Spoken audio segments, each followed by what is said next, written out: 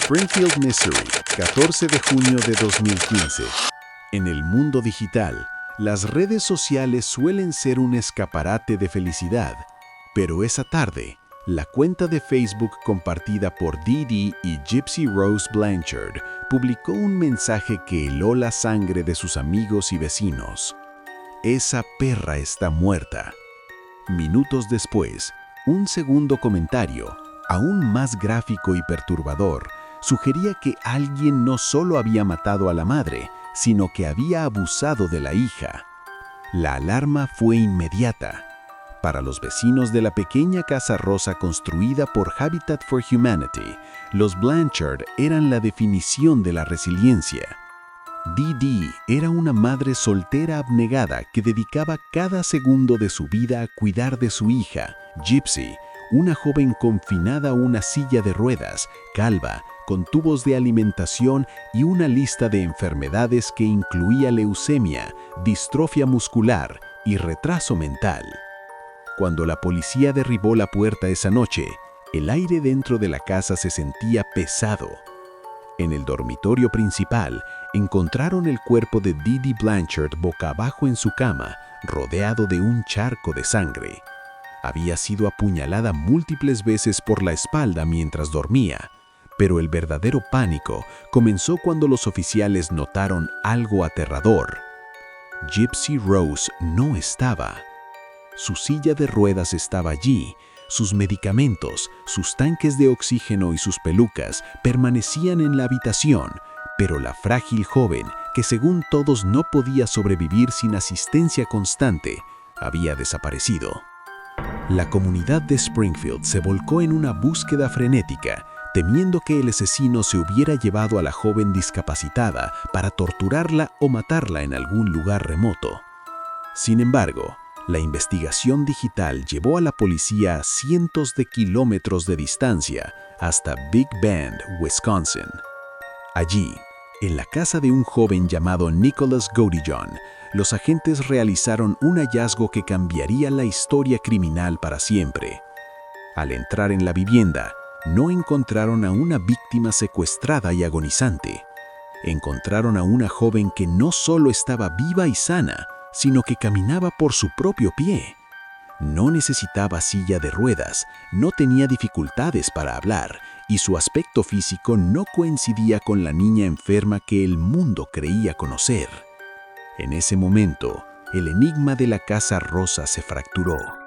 El mundo descubrió que Gypsy Rose Blanchard no era una paciente terminal de 15 años, sino una mujer de 23 que había vivido en una mentira fabricada por la persona que más debía protegerla. Aquella noche, no solo se descubrió un asesinato, se descubrió uno de los casos de abuso infantil y manipulación médica más retorcidos del siglo XXI. Bienvenidos a Enigmas Olvidados. Historias borradas por el tiempo, pero nunca olvidadas. Enigmas Olvidados. Para entender por qué Gypsy Rose terminó en aquella habitación de Wisconsin con un cuchillo en la mano, primero debemos entender los 23 años de tortura médica que precedieron al crimen. Claudine Dee Dee Blanchard no solo era una madre sobreprotectora, era una arquitecta del engaño, una mujer que padecía lo que los expertos llaman trastorno facticio impuesto a otro, antes conocido como síndrome de Munchausen por poderes. La mentira comenzó casi desde el nacimiento de Gypsy en 1991 en Luisiana. Dee Dee empezó a llevarla a hospitales alegando que la bebé sufría de apnea del sueño. Pronto, la lista de dolencias creció de forma exponencial. Según Dee Dee, Gypsy padecía de leucemia, asma, distrofia muscular, epilepsia y problemas de visión y audición. Pero aquí es donde entra el genio perverso de Dee Dee. Ella no solo mentía con palabras, forzaba al cuerpo de su hija a manifestar los síntomas. Para convencer a los médicos de la distrofia muscular, Dee Dee obligó a Gypsy a usar una silla de ruedas desde que era una niña pequeña, a pesar de que Gypsy podía caminar perfectamente. Si Gypsy intentaba ponerse en pie en público, Didi le apretaba la mano con tal fuerza que le recordaba que las niñas enfermas no caminan. Para simular los efectos de la quimioterapia o de enfermedades degenerativas, Didi le afeitaba la cabeza constantemente, ocultando su cabello natural bajo pelucas infantiles y sombreros de colores. Pero el horror médico fue más allá de lo estético. Didi convenció a cirujanos de que Gypsy necesitaba tubos de alimentación porque no podía tragar, lo que llevó a intervenciones quirúrgicas innecesarias que dejaron cicatrices reales en el abdomen de la niña.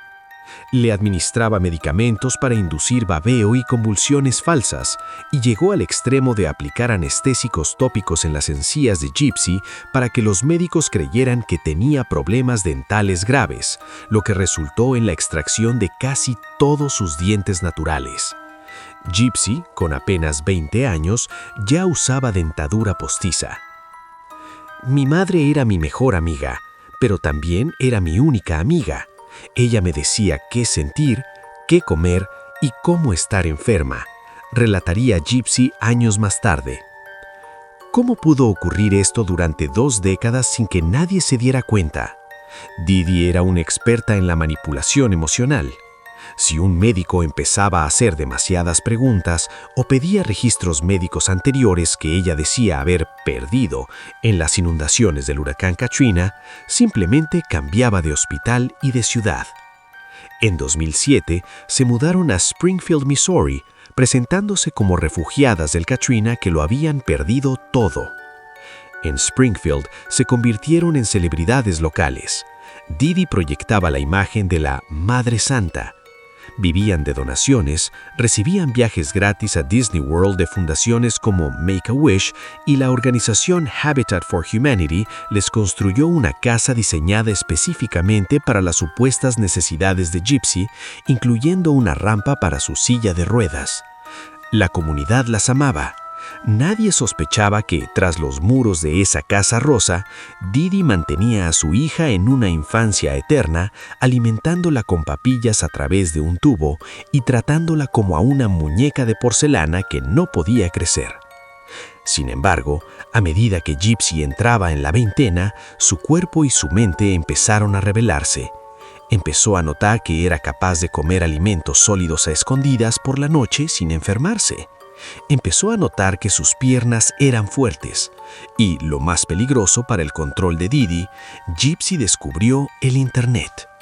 Detrás de la pantalla, en las sombras de la madrugada, la niña enferma estaba a punto de descubrir que era una mujer y que vivía en una cárcel de carne y hueso. A medida que Gypsy Rose cumplía 20 años, aunque su madre le decía al mundo y a ella misma que tenía 15 o 16, la biología empezó a ganarle la batalla al engaño. Gypsy no era el bebé eterno que Didi proyectaba. Tenía deseos, curiosidad y sobre todo una creciente sospecha de que sus piernas no estaban muertas. Por las noches, cuando los ronquidos de Didi inundaban la pequeña casa rosa, Gypsy se levantaba de su silla de ruedas. Caminaba en silencio hacia la cocina, comía alimentos sólidos que supuestamente no podía digerir y se miraba al espejo, preguntándose quién era realmente esa joven calva que la miraba de vuelta. El verdadero punto de quiebre fue la adquisición de una computadora portátil. Didi, confiada en que tenía a su hija bajo un control mental total, no previó que el Internet se convertiría en la ventana de Gypsy hacia la libertad. Gypsy creó perfiles secretos en redes sociales y se unió a sitios de citas, buscando la validación que su madre le negaba a través de la enfermedad. Fue en un sitio de citas para jóvenes cristianos donde en 2012 conoció a Nicholas Godijon. Nicholas, un joven de Wisconsin con antecedentes de problemas mentales y una personalidad profundamente inestable, se convirtió rápidamente en la obsesión de Gypsy. Para ella, él era el caballero de brillante armadura que la rescataría de su torre de marfil. Para él, Gypsy era una princesa frágil que necesitaba ser salvada a cualquier precio. Durante 3 años mantuvieron una relación puramente digital, intercambiando miles de mensajes de texto y videos. En estas conversaciones, Gypsy empezó a confesarle la verdad. No estoy enferma. Puedo caminar. Mi madre me obliga a fingir. Sin embargo, el control de Didi no se rindió fácilmente. En una ocasión, Didi descubrió las conversaciones de Gypsy con un hombre y la reacción fue visceral. Según el testimonio de Gypsy, su madre la encadenó a la cama durante 2 semanas, la golpeó con perchas de ropa y le prohibió volver a tocar una computadora. Fue en este periodo de aislamiento y castigo físico cuando la mente de Gypsy mutó. Comprendió que, mientras Didi estuviera viva, ella nunca sería una mujer. Siempre sería un accesorio médico, una fuente de ingresos y una propiedad. La dinámica entre Gypsy y Nicholas se tornó oscura. Empezaron a crear alter egos. Ella era la princesa Rubí y él era Víctor, un personaje protector y violento que haría cualquier cosa por ella. La manipulación era bidireccional. Gypsy alimentaba la necesidad de Nicholas de ser un héroe, mientras Nicholas validaba la idea de que la única forma de estar juntos era eliminando el obstáculo que los separaba. «Necesito que la mates», escribió Gypsy en un mensaje que sellaría el destino de los 3. «No puedo ser libre mientras ella respire». Planearon el asesinato durante meses con una precisión escalofriante. Gypsy le compró a Nicholas un boleto de autobús a Springfield y le entregó dinero para un hotel. Incluso discutieron qué arma usar y cómo ocultar las huellas. Gypsy no quería simplemente escapar, quería que el rastro de Didi Blanchard fuera borrado de la faz de la tierra. En junio de 2015, Nicholas Godejohn llegó a Springfield. Gypsy lo recibió en un cine local para un encuentro rápido antes de que el plan se pusiera en marcha. Ahí, entre las sombras de una sala de cine, se conocieron en persona por primera vez. Pocas horas después, Gypsy le abriría la puerta de su casa en mitad de la noche, le entregaría un cuchillo de caza de hoja dentada que ella misma había ayudado a comprar y luego se escondería en el baño del pasillo tapándose los oídos para no escuchar los gritos de la mujer que le había dado la vida y simultáneamente se la había robado. La noche del 14 de junio de 2015, la pequeña casa rosa de la calle Volunteer Way estaba sumida en un silencio sepulcral. Pero dentro la tensión era eléctrica. Didi Blanchard dormía profundamente, posiblemente bajo el efecto de alguno de los muchos medicamentos que circulaban en esa casa. Gypsy, en cambio, estaba más despierta que nunca. No era la niña frágil que el mundo conocía. Era una cómplice esperando la señal. Aproximadamente a las 11 de la noche, un taxi se detuvo a unas manchas de distancia. De él bajó Nicholas Godejohn, vestido de negro y cargando una mochila que contenía el instrumento de su misión. Gypsy, caminando con una agilidad que habría dejado atónitos a sus vecinos, le abrió la puerta trasera. No hubo palabras, solo una mirada de entendimiento cargada de terror y determinación. Gypsy le entregó a Nicholas un par de guantes y un cuchillo de caza de hoja dentada que ella misma había ayudado a comprar, y luego, en un acto que define su estado psicológico de aquel entonces, se retiró al baño del pasillo. Se sentó en el suelo, se tapó los oídos con las manos y cerró los ojos con fuerza para tratar de borrar la realidad de lo que estaba ocurriendo a pocos metros de ella. Desde el dormitorio principal comenzaron a filtrarse los sonidos del horror. Didi se despertó sobresaltado. Al sentir la primera estocada, gritó el nombre de su hija. «Gypsy, Gypsy, ayúdame». No sabía que su pequeño ángel era quien había guiado al verdugo hasta su cama. Nicholas no se detuvo. Asestó 17 puñaladas en la espalda y el cuello de Didi hasta que el cuerpo de la mujer que había controlado cada respiración de Gypsy durante 23 años quedó inmóvil y en silencio. Lo que sucedió después del asesinato quizá es lo más perturbador de este caso. Según los informes policíacos, tras cometer el crimen, Nicholas y Gypsy mantuvieron relaciones sexuales en la habitación de la joven como una especie de ritual macabro de celebración por su liberación. Luego, con una calma escalofriante, Gypsy limpió algunas manchas de sangre, tomó más de $4,000 en efectivo que Didi guardaba en la casa y empacó una maleta pequeña. No se llevó su silla de ruedas, no se llevó sus tanques de oxígeno, se llevó a sí misma. La pareja huyó en un taxi hacia un hotel local y al día siguiente abordaron un autobús Greyhound con destino a Big Bend, Wisconsin, el hogar de Nicholas. Durante el trayecto, Gypsy se sentía eufórica. Por primera vez en su vida, estaba en el mundo real, sin que nadie la obligara a fingir una parálisis. Comía palomitas, caminaba por las estaciones de autobús y respiraba un aire que, por fin, no sabía a hospital. Sin embargo, la libertad que tanto anhelaba estaba construida sobre un error garrafal. El 14 de junio, convencidos de que debían alertar al mundo de que el cuerpo de Dee Dee estaba en la casa para que recibiera un entierro cristiano, o quizás por un impulso impulsivo de Nicholas, publicaron desde la cuenta de Facebook de Dee Dee el mensaje «Esa perra está muerta». Fue ese post el que selló su destino. La policía de Springfield no solo rastreó la dirección IP del mensaje hasta la casa de los padres de Godejohn en Wisconsin, sino que la brutalidad del segundo comentario hizo que los agentes no perdieran ni un segundo. El 15 de junio, menos de 48 horas después del crimen, un equipo SWAT rodeó la casa en Wisconsin. Cuando Gypsy salió de la vivienda con las manos en alto, los oficiales esperaban encontrar a una joven discapacitada en peligro. En su lugar, vieron a una mujer joven, sana y asustada que caminaba perfectamente hacia ellos. La máscara de los Blanchard no solo se había caído, se había hecho añicos frente a las cámaras de todo el país. La niña milagro de Estados Unidos ahora era la sospechosa de un asesinato en primer grado. El arresto de Gypsy Rose Blanchard en Wisconsin no fue solo una detención policial. Fue el estallido de una burbuja de mentiras que había durado 23 años. Cuando Gypsy entró en la sala del tribunal del condado de Greene, el público y la prensa esperaban ver a la joven frágil y calva de las fotos de Facebook.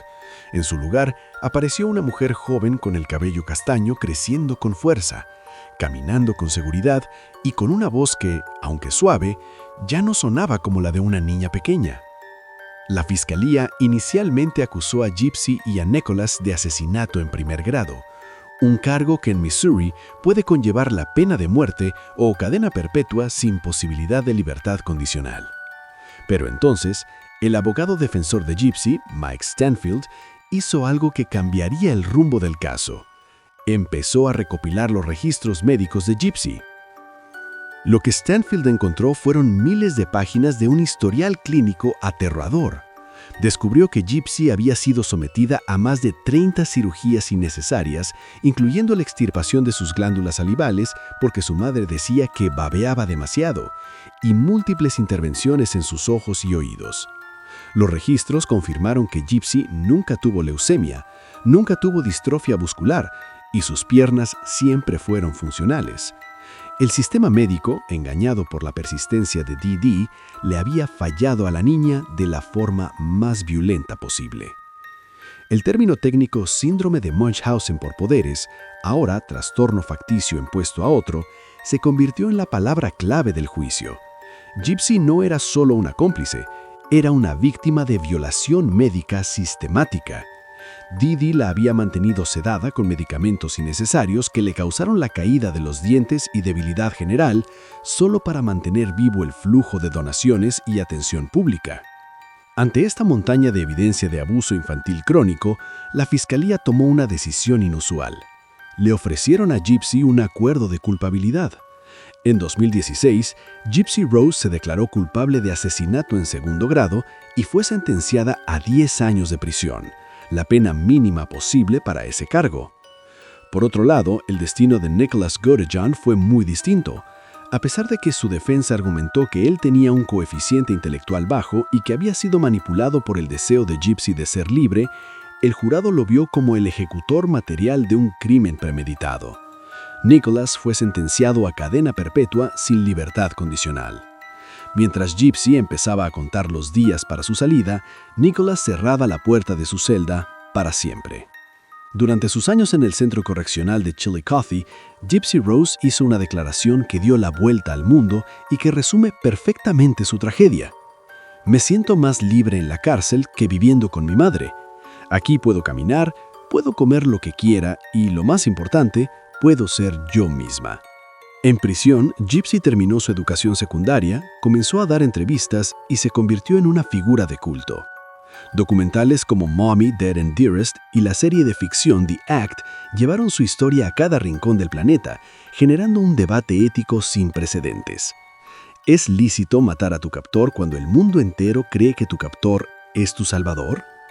El 28 de diciembre de 2023, tras cumplir el 85% de su condena, Gypsy Rose Blanchard salió de prisión. A sus 32 años, por fin comenzó la vida que le fue robada a los 5.